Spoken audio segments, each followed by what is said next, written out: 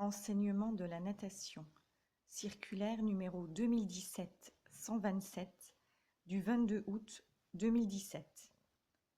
La présente circulaire a pour objet de définir les conditions de l'enseignement de la natation dans le respect du cadre législatif et réglementaire en vigueur. Elle abroge la circulaire numéro 2011-090 du 7 juillet 2011 définissant les conditions de l'enseignement de la natation dans les premiers et seconds degrés. L'acquisition des compétences en natation se fait sous la responsabilité des enseignants dans le respect des consignes de sécurité. Des précisions sur les intervenants possibles et la démarche pédagogique conseillée sont exposées respectivement en annexes 1 et 2. Les conditions nécessaires à l'obtention de l'attestation scolaire savoir nager ASSN ou du certificat d'aisance aquatique sont détaillées en annexes 3 et 4. Responsabilité. La natation scolaire nécessite un encadrement des élèves renforcé. L'enseignant peut être aidé dans cette tâche par des intervenants agréés, professionnels ou bénévoles. Annexe 1. Une convention passée entre l'inspecteur d'académie directeur académique des services de l'éducation nationale, IA d'Azen, et la collectivité territoriale ou la structure responsable de l'établissement de bain précise les modalités du partenariat. Responsabilité des enseignants. La mission des enseignants est non seulement d'organiser leur enseignement, mais aussi d'assurer la sécurité des élèves. Pour le premier degré, l'enseignement de la natation est assuré sous la responsabilité de l'enseignant de la classe ou, à défaut, d'un autre enseignant, y compris un professeur d'EPS, lorsqu'un projet pédagogique est établi dans le cadre du cycle 3, avec l'appui des équipes de circonscription. Pour le second degré, l'enseignement de la natation est assuré par l'enseignant d'EPS responsable de la classe ou du groupe classe, comme pour toutes les activités d'EPS. L'enseignant veille à présenter les enjeux pédagogiques aux intervenants, professionnels ou bénévoles. Annexe 1. Il s'assure également que l'organisation générale prévue est connue de tous, intervenants et accompagnateurs de la vie collective, et veille à son respect, tout particulièrement en ce qui concerne la sécurité des élèves. La présence de personnel de surveillance et d'encadrement au cours de l'enseignement de la natation ne modifie pas les conditions de mise en jeu de la responsabilité des enseignants. En cas de dysfonctionnement ou de mise en danger des élèves, il leur revient d'interrompre la séance. Responsabilité des intervenants professionnels ou bénévoles. Comme pour les enseignants, la responsabilité d'un intervenant professionnel ou bénévole apportant son concours à l'encadrement des élèves durant le temps scolaire peut être engagée si celui-ci commet une faute qui est à l'origine d'un dommage subi ou causé par un élève. L'article L. 911-4 du Code de l'éducation prévoit la substitution de la responsabilité de l'État à celle des membres de l'enseignement à l'occasion de dommages subis ou causés par les élèves. Au regard de la jurisprudence actuelle, les intervenants agréés par l'IA d'Azen et qui sont en charge d'une activité sous la responsabilité des enseignants peuvent bénéficier des mêmes dispositions protectrices. Surveillance des activités de natation. La surveillance est obligatoire pendant toute la durée des activités de natation. La surveillance des baignades ouvertes gratuitement au public, aménagées et autorisées, doit être assurée par du personnel titulaire d'un des diplômes prévus à l'article A 322.8 du Code du sport, diplôme conférant le titre de maître nageur sauveteur ou brevet national de sécurité et de sauvetage aquatique.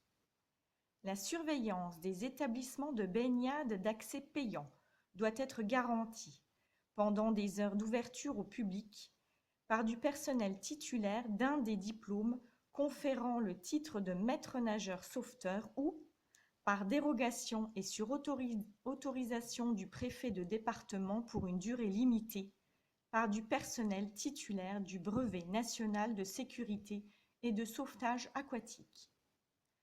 Ces dispositions sont applicables à toute activité de natation impliquant des élèves, enseignement obligatoire, dispositifs spécifiques d'aide ou de soutien, activités pédagogiques complémentaires, accompagnement éducatif.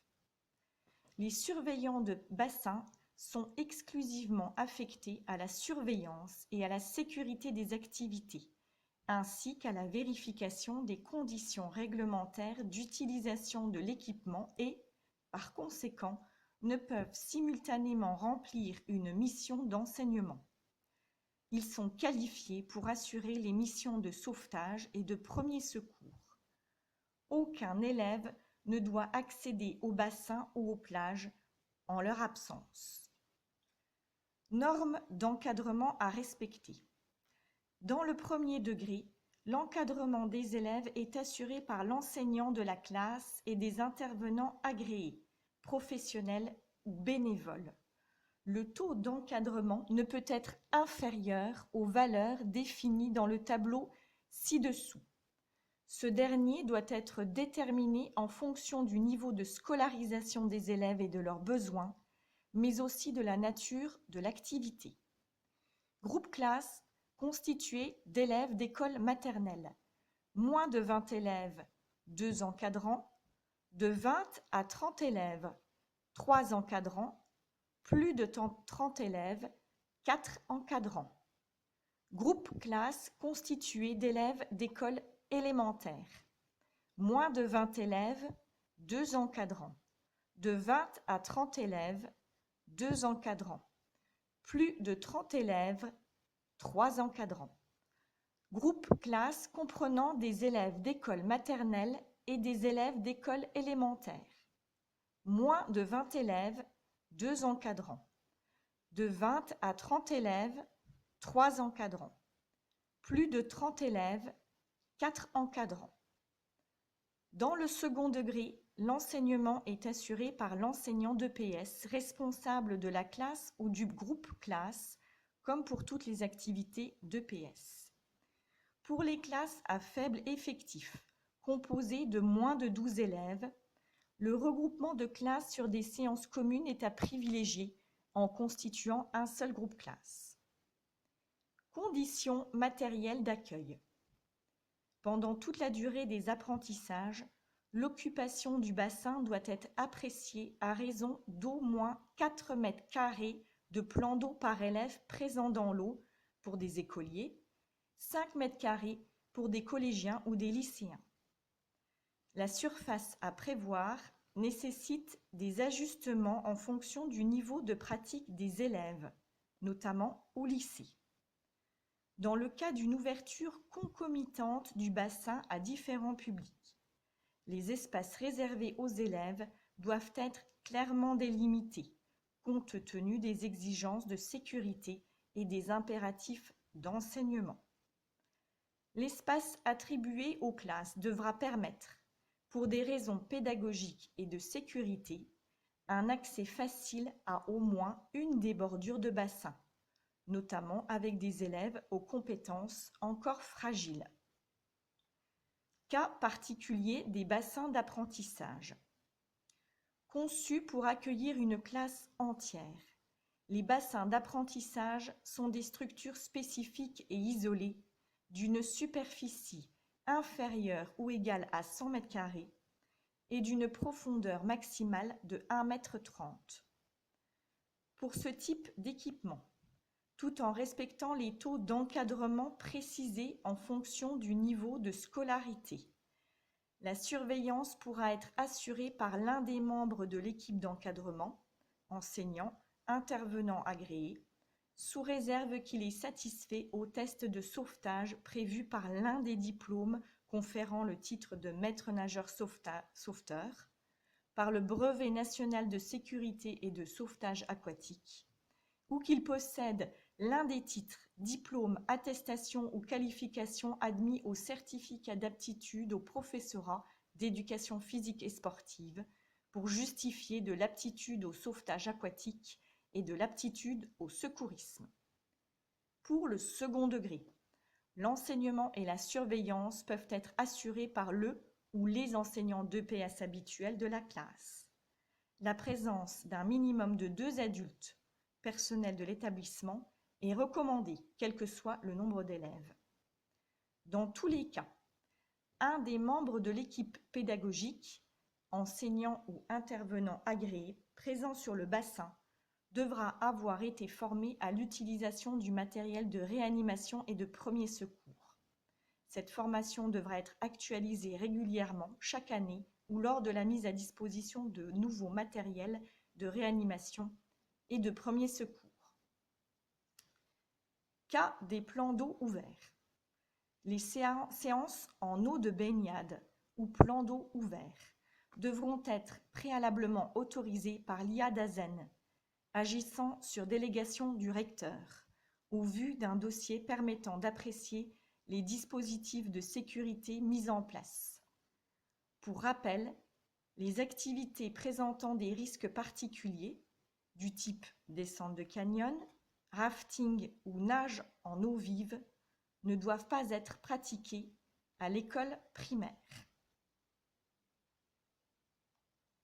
Annexe 1. Les intervenants pour l'enseignement de la natation. Les intervenants professionnels. Les éducateurs sportifs titulaires d'une carte professionnelle en cours de validité ou les fonctionnaires agissant dans l'exercice des missions prévues par leur statut particulier sont réputés agréés par les services de l'éducation nationale. S'ils y sont autorisés par le directeur d'école, ils peuvent assister l'enseignant dans l'encadrement des élèves et l'enseignement de la natation, notamment en prenant en charge un groupe d'élèves selon les modalités définies préalablement avec l'enseignant. Les intervenants bénévoles. Des personnes susceptibles d'apporter leur contribution bénévole aux activités physiques et sportives peuvent être autorisées à intervenir au cours des enseignements. Ces intervenants bénévoles sont soumis, d'une part, à un agrément préalable, sauf s'ils relèvent d'une des situations prévues au point précédent, les intervenants professionnels, délivré par l'IADASEN, agissant sur délégation du recteur, après vérification de leurs compétences et de leur honorabilité, et d'autre part, à l'autorisation du directeur d'école. Ils peuvent, selon le cas, assister l'enseignant dans les activités que celui-ci conduit avec un groupe d'élèves, prendre en charge un groupe d'élèves que l'enseignant leur confie. Dans ce cas, ils assurent la surveillance du groupe et remplissent une mission d'animation d'activités, parcours, ateliers, jeux guidés, etc., selon les modalités fixées par l'enseignant. Des sessions d'information sont organisées pour préparer les intervenants bénévoles à participer à l'encadrement de ces activités. Cas particulier des personnes en charge de l'accompagnement de la vie collective. Les accompagnateurs bénévoles assurant l'encadrement de la vie collective, par exemple dans le cadre du transport, des vestiaires, de la toilette ou de la douche, mais n'intervenant pas dans une activité d'enseignement, ne sont pas soumis à l'agrément préalable des services de l'éducation nationale. Toutefois, leur participation est soumise à l'autorisation préalable du directeur d'école. En tout état de cause, un accompagnateur bénévole ne peut se retrouver isolé avec un élève. À l'école maternelle, dans le cadre de leur statut, les agents territoriaux spécialisés des écoles maternelles, ATSEM, peuvent utilement participer à l'encadrement de la vie collective des séances de natation. Ils ne sont pas soumis à l'agrément préalable de l'IADASEN. Les auxiliaires de vie scolaire accompagnent les élèves en situation de handicap à la piscine, y compris dans l'eau, quand c'est nécessaire, en référence au projet d'accueil individualisé ou au projet personnalisé de scolarisation. Ils ne sont pas non plus soumis à agrément. Leur rôle se limite à l'accompagnement du ou des élèves handicapés. Les différents personnels qui sont amenés à accompagner les élèves dans l'eau peuvent utilement suivre les sessions d'information destinées aux intervenants bénévoles. Annexe 2. L'enseignement de la natation, aspect pédagogique. Apprendre à nager à tous les élèves est une priorité nationale inscrite dans les programmes d'éducation physique et sportive. L'acquisition des connaissances et des compétences de natation se conçoit à travers la programmation de plusieurs séquences d'apprentissage réparties dans les cycles d'enseignement de l'école primaire, du collège et du lycée. Ces connaissances et les capacités nécessaires s'acquièrent progressivement et doivent être régulièrement évaluées.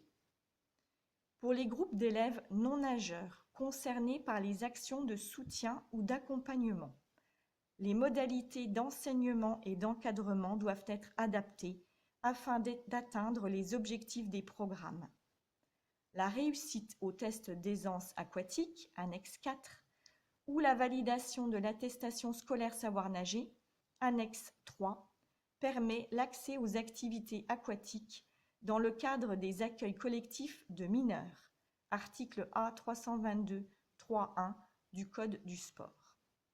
On attend des élèves une maîtrise du milieu aquatique permettant de nager en sécurité dans un établissement de bain ou un espace surveillé. Piscine, parc aquatique, plan d'eau calme à pente douce. Cette maîtrise se construit sur l'ensemble du cursus de l'élève, prioritairement de la classe de CP à la classe de 6e. L'attestation scolaire savoir nager peut cependant être validée ultérieurement. Elle ne représente pas l'intégralité des activités de la natation fixées par les programmes d'enseignement.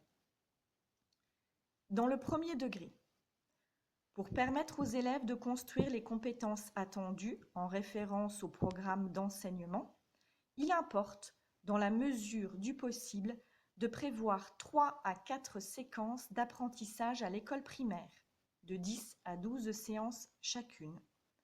Le parcours d'apprentissage de l'élève commence dès le cycle 1 par des moments de découverte et d'exploration du milieu aquatique, sous forme de jeux et de parcours organisés à l'aide d'un matériel adapté pour permettre aux élèves d'agir en confiance et en sécurité et construire de nouveaux équilibres, se déplacer, s'immerger, se flotter, etc. Il se poursuit au cycle 2 par des temps d'enseignement progressif et structuré afin de permettre la validation des attendus de la fin du cycle, notamment se déplacer dans l'eau sur une quinzaine de mètres sans appui et après un temps d'immersion. Au cycle 3, la natation fera l'objet, si possible, d'un enseignement à chaque année du cycle. Une évaluation organisée avant la fin du CM2 permet de favoriser la continuité pédagogique avec le collège et notamment de garantir la validation de l'ASSN en proposant aux élèves qui en ont besoin les compléments de formation nécessaires. La fréquence, la durée des séances et le temps d'activité dans l'eau sont des éléments déterminants pour assurer la qualité des apprentissages. Dans le cadre d'un cycle d'apprentissage, une séance hebdomadaire est un seuil minimal. Des programmations plus resserrées, 2 à 4 séances par semaine, voire sous forme de stage sur plusieurs jours, peuvent répondre efficacement à des contraintes particulières, notamment pour les actions de soutien et de mise à niveau. Chaque séance doit correspondre à une durée optimale de 30 à 40 minutes de pratique effective dans l'eau. Dans le second degré, l'établissement met en place l'enseignement de la natation au regard des objectifs fixés par les programmes. Cet enseignement s'inscrit dans le projet pédagogique EPS et le projet d'établissement. Les modalités d'organisation et d'encadrement retenues pour la totalité des élèves sont fixées par le chef d'établissement sur proposition de l'équipe pédagogique. Conformément à celle-ci, l'équipe pédagogique répartit les élèves en classes ou en groupes classes ou selon toute autre modalité d'organisation adaptée aux équipements après avoir vérifié si les élèves ont déjà obtenu l'ASSN et apprécié le niveau de compétence en natation. Pour satisfaire aux exigences des programmes d'enseignement, il appartient à l'établissement de mettre en place des actions destinées aux élèves non nageurs dans le cadre des dispositifs d'accompagnement et de soutien en vigueur. Le cas des élèves en situation de handicap ou d'aptitude partielle doit faire l'objet d'une attention particulière en référence au projet d'accueil individualisé ou au projet personnalisé de scolarisation. Annexe 3. Attestation scolaire, savoir nager. Annexe 4. Test d'aisance aquatique.